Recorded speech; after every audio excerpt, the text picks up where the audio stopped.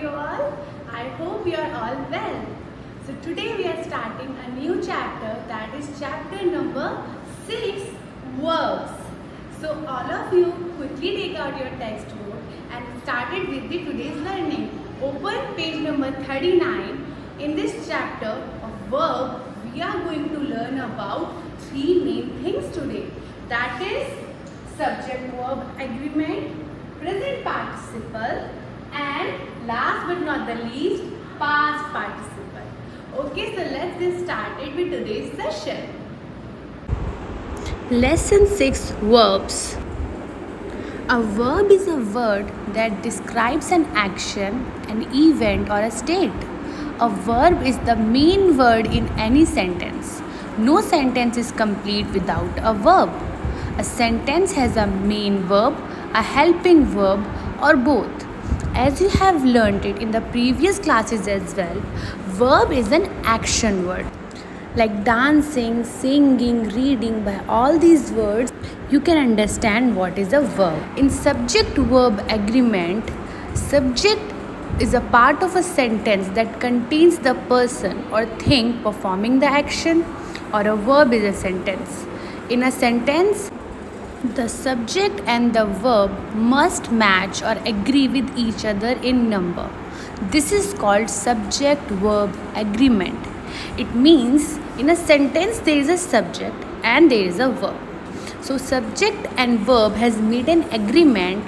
It means if subject comes in a singular or plural form, the verb will also come in the singular and plural form. So we will look into it in further. Let's understand it better with an example. So first sentence is, the packet of sweets are on the table.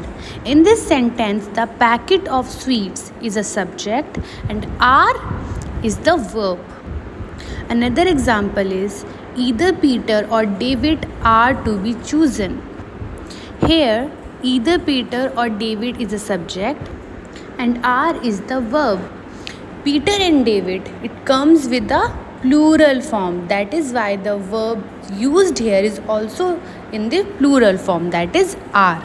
So just like that, you will have the sentence, and in that sentence you have to look, is the subject is in plural form or the singular form. If the subject is in singular form, the verb will be singular too.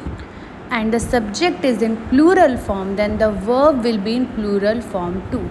Now let's look at that. How do we know that when to use a singular verb and when to use a plural verb?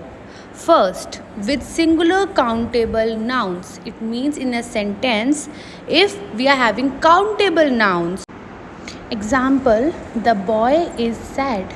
Boy is countable, so we are using singular verb is. Second, with uncountable nouns.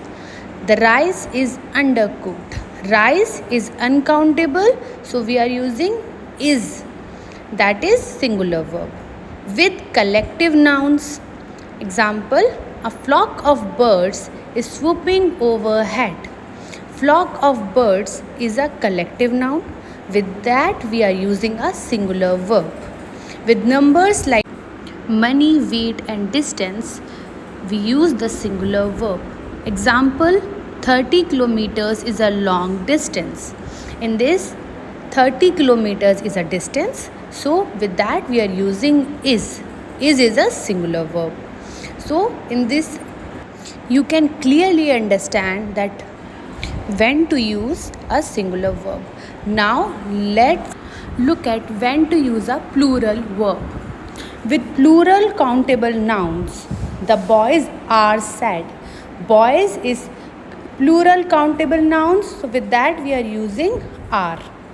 With two singular nouns joined by and. Example, Rini and Ronika are running the race. Rini and Ronika are two singular nouns, but when they are joined by and, we are using a plural verb are. Third, with nouns that are always plural. Example, glasses, trousers, shorts, pants, scissors. So with these nouns, we are always using a plural verb. Fourth, with collective nouns that are taken to be plural. Example, players of the basketball team are practicing. So, when we are talking about basketball team, people, cattle, we take it as a plural noun. With I as the subject, example, I dance well. So, I is the subject here and we are using dance.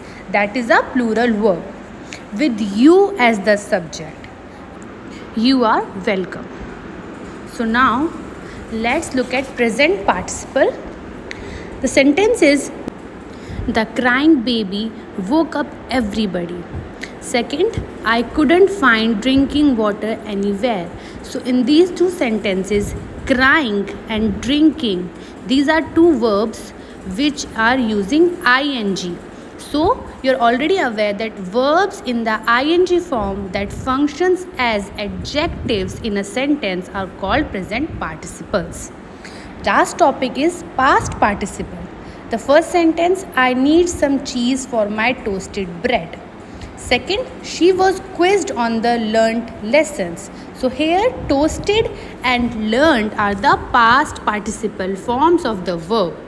Toast and learn, which are formed by adding ed and t, these verbs function as adjective in these sentences.